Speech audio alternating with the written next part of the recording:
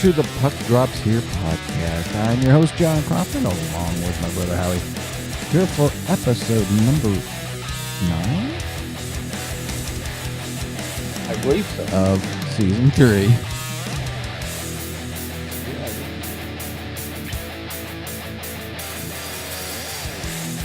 Number 9. Howie. We're moving right along. How you been? A lot of crap going on. The dogs are always looking fun. Yeah.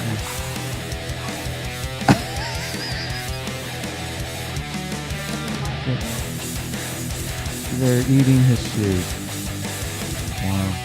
Not big. Oh, he likes your shoes.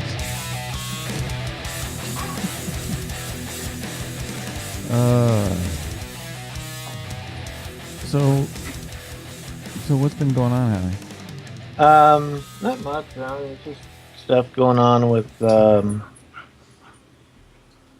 work. I'm still trying to get this mortgage thing settled, and I got stuff going on with ex-wife number 2. Other stuff. That's about it. Yeah. Well, we've had another full week of hockey, and a lot of good hockey. Some interesting things happening now. Some disappointing hockey for at least my end of things. It sounds like Jerry Korab's going at it in the background. Yeah. Knock it off.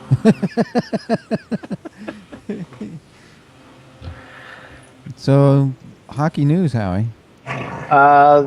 The only really piece of news that I have, which is pretty much the big news for the week, was Todd Richards being fired at Columbus, and they brought in John Tortorella. Yeah, which I want to get into that, but not quite yet. And I want to kind of look at both ends of what's going on in the league right now. You've got Montreal, who's undefeated, and you've got Columbus, who's still looking for a win. And I kind of want to get into that a little bit. But yeah, not too much hockey news going on out there right now. There's the Mike Richards issue. Mm-hmm. You know, I mean, he's now a free agent and out there to be picked up by somebody. I did read a rumor yesterday. Yeah. Which apparently Calgary's GM is open to what they call, quote unquote, a big trade. The only rumored one that's out there is that he has been in contact with Tampa Bay in regards to Stamkos. Because I guess he's going to be an unrestricted free agent at the end of the season. Interesting. So something there could happen possibly. And it could be possible too that either Ramos or Hiller could get moved also.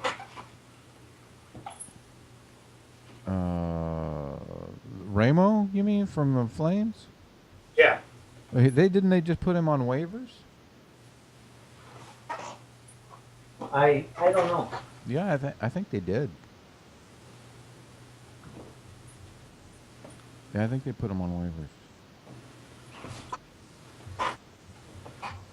And you know what I've seen a lot of this week was a lot of great goaltending and some great saves. Oh, Ward had a great one last night. With the stick, with the butt of a stick? Yeah. Or the heel of a stick, the heel. Yeah. Yeah, that was amazing. Yeah, and then Price had a good, great glove save. Yeah. There's some good goaltending. So some other things. Not much hockey news, but there's some other things like some injuries going down. Duncan Keith has been put on IR, long-term IR, with surgery on his knee, and now Paul Stastny is out for at least 5+ weeks with a broken foot. Those I think were the big ones that I know right away. Some other stuff, I guess. Here's one. This one was interesting. Was the Kings? They've had to cancel their second practice this month because of problems with the ice. Not like they don't have enough problems right now with the team, but they've gotten problems with the ice. And they really? Yeah. They've had to cancel practice twice now. Huh. Interesting. Yeah, it stinks. I don't know. I mean, they're. I don't know. At least they've got a win. 2 wins now. So. Yeah, it wasn't. I'm not going to panic yet. I'm not going to panic. No, I was just disappointed that both the Kings and the Ducks got their first wins thanks to Minnesota. Thank you, Minnesota. So let's talk a little bit, Howie, about the two extremes in the league right now. Montreal, who's 7-0, playing some awesome hockey, doing everything right now, and Columbus on the other end of that can't get a win. Now has made a coaching change. Yeah, see, and that's what kind of scares me too. Now, I don't want Minnesota to hand Columbus their first win now for tonight.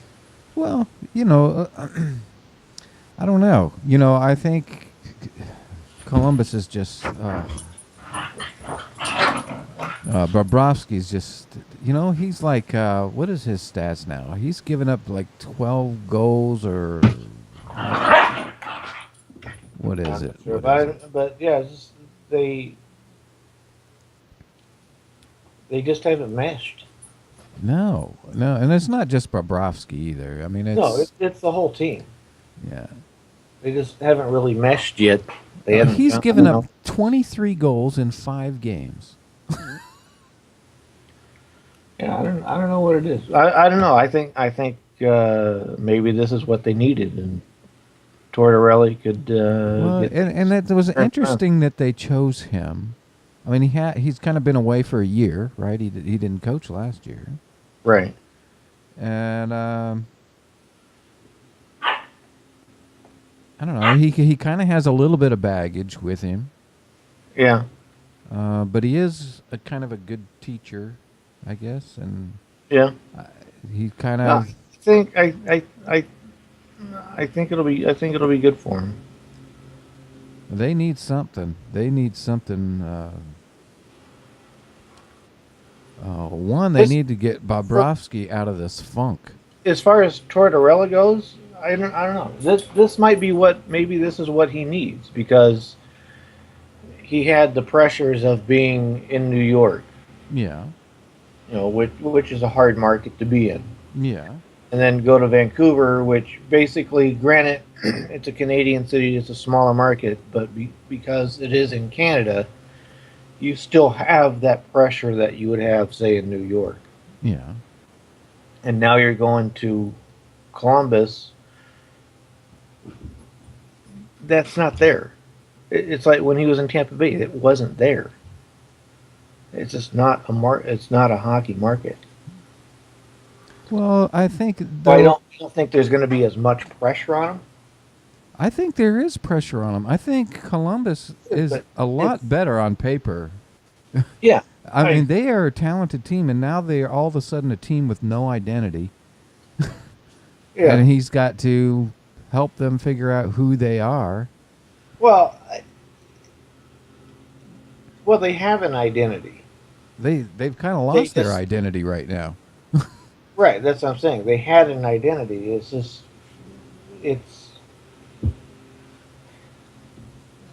they need to get a hold of LifeLock and have them I don't know. restore I hope that restore their credibility. yeah. I hope that Tortorella can turn things around there. I think it will. I think being in a smaller market, it's going to take some of that pressure off of them. It's not going to be as much as you would get in a larger market area. Right. Oh, and what do you think they should do about Bobrovsky? He's like in this funk. I don't know if they need. I think he'll be fine. I mean, he'll come out of it. He'll come out of it. Ooh. No, he'll be fine though. Do you think they'll start him tonight against Minnesota? Should they start him tonight against Minnesota?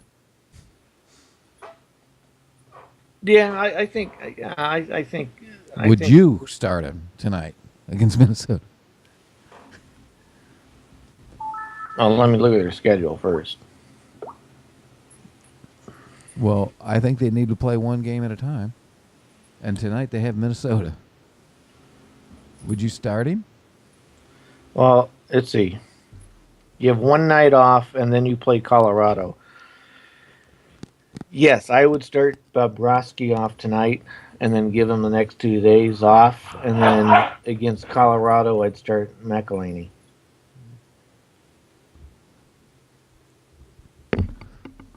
I'm kind of interested to see what he'll do. Do you think he'll shake up the lines a little bit? He may. Or the defensive pairs? Not that, I don't know. I'm kind of interested to see what's going to happen. Is this game going to be televised? Well, it is on center ice.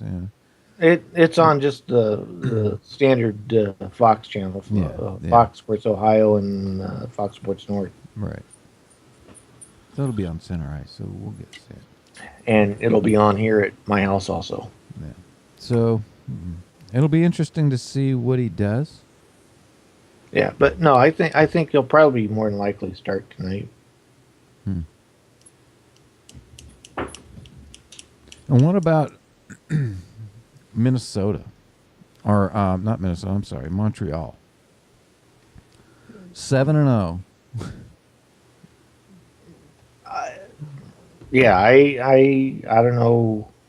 I'll be curious to see who's going to be the one that stops them.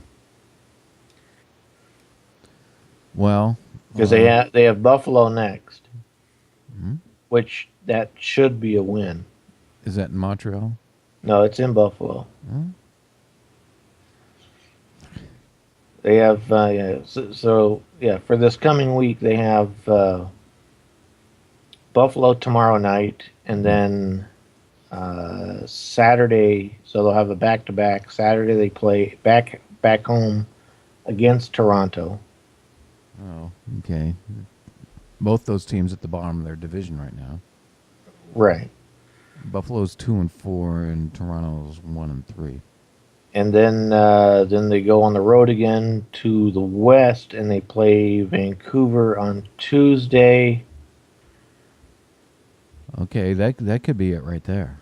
That could be it. And then on Thursday they play at Edmonton. Edmonton could go either way. Edmonton could be that challenge too. Well, that's what I was just going to say. Edmonton could go either way. Edmonton's record doesn't really show much, but I think Edmonton's one of those teams. I think they're better on paper than what. Well, and they're playing well right now. They've won 3 in a row. Yeah. So, could be. Could be. Now, let's. You want to go through the standings right now? Since we got them up, I've got them up now. Yeah, I just got to pull them up here. In the Atlantic Division, Montreal, of course, leads that division with no losses, 7 wins and no losses. The only team left that does not have a loss. Followed by Tampa Bay, Florida, Ottawa, Detroit, Boston, Buffalo, and then Toronto. In the Metropolitan, Islanders are leading that division. That's really not any surprise. No, it's not. And they've won 4 in a row. They're playing really good right now. Yeah. But they're right there with the Rangers, and so it's Islanders, Rangers, then Washington, Philadelphia, Pittsburgh, New Jersey, Carolina, and Columbus, which I did not expect that at all. Well, No, I think I don't know. Me. I expect things for Columbus to turn around probably with the next couple weeks. We'll see. We'll see how Tortorella does, and hopefully he can turn things around. I think I think this is what one article put it as is the kick in the pants that they need. Well, what you think we're going to see big shakeup in the lineup then? You think he'll? It's very possible. He may change things up. I don't know. All right. You want to do the West? You can do the West. West in the Central Division, you have Dallas on top with 10 points, tied with Nashville and St. Louis. Yeah, isn't Dallas a surprise? I mean, they are great on paper. They're great on paper. No. They with what trades they made during the offseason, this was kind of expected. Yeah, it's kind of neat to see them like this. And they've won 4 in a row. Well, yes and no. I know it. It's just kind of neat to see something different, you know? Yeah. And then the middle pack, you got Winnipeg by themselves in 4th, followed by Minnesota, Chicago, and Colorado. The biggest surprise there really is Chicago. Really. Yeah, but they're only sitting at 3-3. Yeah, but they're only 4 points out. You know? Yeah, but I think a lot of it is the whole Kane thing. Yeah. Yeah, but even Colorado, they're only 5 points out. And it's going to be like I think that we were talking about in the beginning of the season that this division is probably going to be one of the tighter. It's going to come down to like those last few games. Yeah. Out of the Pacific, you have the surprising San Jose Sharks on top, tied at top with Vancouver, followed by the surprising Arizona Coyotes. Then the Oilers, and then the bottom 3, the surprising LA Kings, Anaheim Ducks, and Calgary Flames. Right, which I picked those 3 to be at the top. I mean, this division's just flip-flopped backwards. Yeah, which that's what we said last week, too. This is completely backwards. Right. So, I don't know what this is going to be an interesting division. And it could be tight too, because you look at the bottom and you look at the top, and there's not a big point difference. There's just not. I mean, the big surprise though is the lack of scoring by Anaheim. Yeah. 5 goals, 4. Yeah, 5 goals in 5 games. Yeah, which is sad because prior to the Minnesota game, it was 1 goal in 4 games. Yeah. Now, the Kings only have 6 in 5 games. They're not putting the puck in the net either. No. They're having a hard time. So hopefully things change there. And then I don't know what's going on in Calgary. Yeah, I don't know. They got a minus 13 point differential, goal differential. And they've lost their last 4. Yeah. No, that's not too pretty. But, things can turn real quick. And like right now, it's tight enough they're still in it real easy. So right. So this should be. And San Jose's lost their last 2. And the Kings play them tonight, don't they? Yeah. So. And the Kings have So, won their last two. yeah, this should be an interesting week. Yeah, I think so. It'll be, I don't know, Minnesota's got a tough schedule for this week, actually. They got, Columbus tonight, and then they have Anaheim on Saturday again, which that one I don't know what to expect from Anaheim anymore. And then Sunday they play at Winnipeg, and then round out the week against Edmonton on Tuesday. Yeah. Well, for tonight anyway, I am looking forward to my King game. I am interested in seeing the Columbus-Minnesota game because I want to see Tortorella's debut with the teams and see what he does.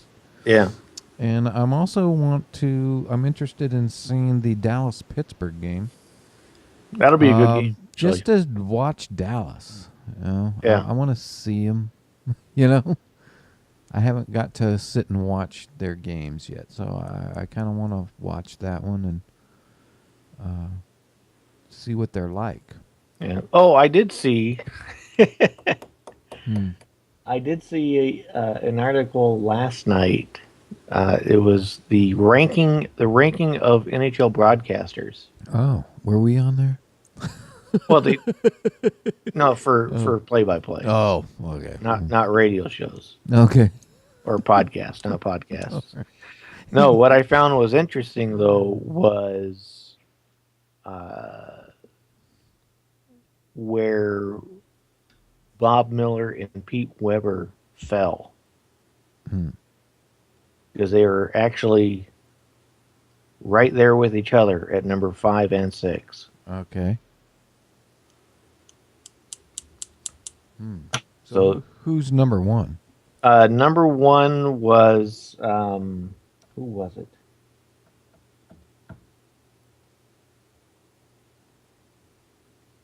I don't recall. Emery or yeah. No, it was team's actual hired play-by-play announcers. Oh. So it wasn't broadcasters. It wasn't a channel like NBC. No, it was actual teams hired play-by-play. Yeah. Person. Yeah. Who was that? It was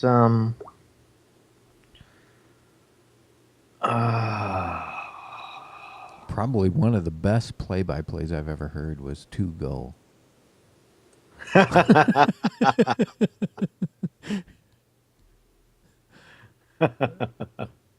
was one of the best. We're talking about Stratomatic hockey now. Howie and I used to play Stratomatic hockey like crazy. Okay, here it is. Ranking all NHL broadcasters. And number 1 was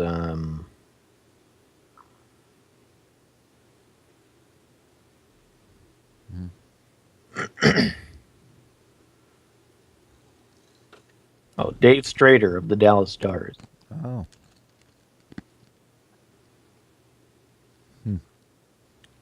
That's probably why Dallas reminded me of the story. Right. Yeah, the top 10, number 1 was Dave Strader of Dallas. Number 2 was Steve Goldstein of Florida. Randy Hahn of the San Jose Sharks.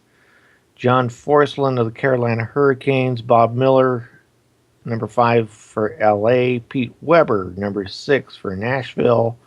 And those of you who don't know why I found that interesting is because back in the 70s, right, 70s, early 80s, I believe. Yeah, right in there. Bob Miller and Pete Weber worked together with the Kings broadcast. Pete was color commentator. That's right. During those days. That's right. So that's why I found it interesting they fell 5 and 6. Yeah. Number 7, Gord Miller of the Ottawa Senators. 8, Matt McConnell, the Arizona Coyotes, and number 9, John Bartlett of Montreal, and rounding out number 10, Pat Foley for the Chicago Blackhawks. My biggest surprise was where Minnesota fell on here, because actually I like Minnesota's broadcaster. Yeah. Because he shows Anthony LaPonta. Mm-hmm. He shows a lot of enthusiasm. That's why it was he fell at number 26. Wow. So it was kind of interesting.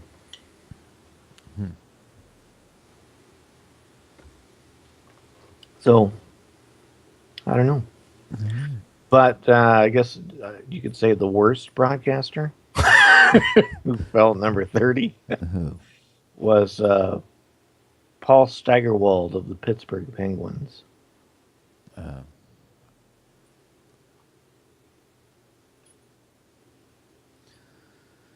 there you go. He's got some work to do. Yeah. He'll get, if he does a little better, maybe he'll get that trophy back from Gary for most improved.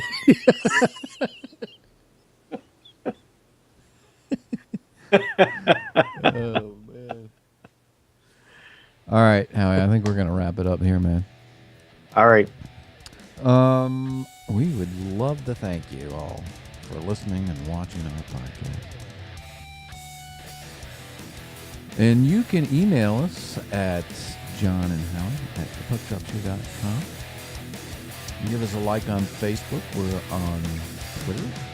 Tweet. And Instagram. What else are we on? We're on everything. Well, iTunes, Yep. Stitcher. Oh. What? And before we sign off, too, I want to try this again. Yeah. I want to try this again. I want to get photographs of. I want to try and get all the photographs from every arena in the NHL. That would be cool. Yep. Send us a selfie with the Center Ice logo in the background. Yeah, last year, which was only our second year too. So Yeah. I don't know what our listenership was then, but I was the only participant. So whatever's out there right now doesn't count now. You No. have to So redo we it. need a new Arizona, a new Anaheim. Right. So yeah, send us a selfie of you or a family member or a friend with the Center Ice logo in the background, and we will post it on the Bleachers page. Yeah, in the bleachers page. But yeah, I want to try to get every NHL arena Yeah, let's up do it. there. Yeah, let's get it. We can do it. So yeah, send in your selfie to. Just send it to Jon and Howie at NH or at the Well, either puckdropshow.com. you could send it to our Instagram. You could send it to email. Just Facebook. send it. Just send it. Yeah, just send it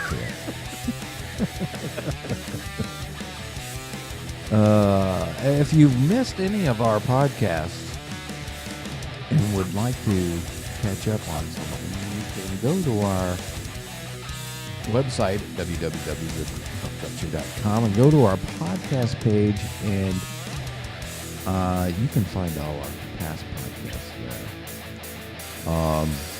Well, most of them. You can at least get all of this season and part of last. And let's see, what else do we have to do? I think that's it. Oh, go out and listen to. You can listen to the Puck Drops here on Hockey Talk Radio. We are on Hockey Talk Radio now. You can go there at hockeytalkradio.us, and you can not only hear the Puck Drops here podcast, but other hockey-related programs on there. There's some great podcasts, there's some great shows on there. That is correct. That is correct. And we will catch you all next week. Enjoy the games. Let's drop the puck on this show. We bid you all adieu. Auf Wiedersehen.